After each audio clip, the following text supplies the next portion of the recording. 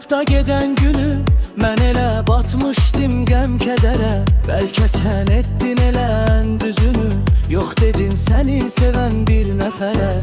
Mən o gündən kitabı bağlamışam, hələ sevgidə işim yoxdur mənim.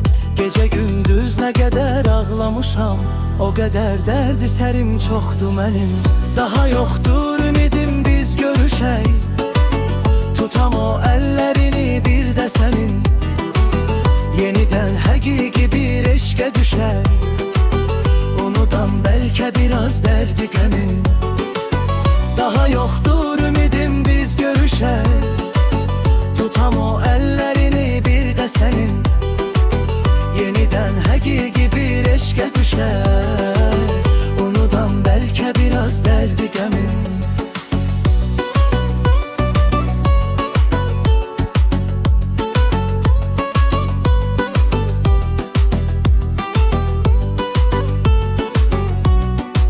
Bir daha çıxmayacam qarşına mən, gəzib axtarma məni sən ey gülüm.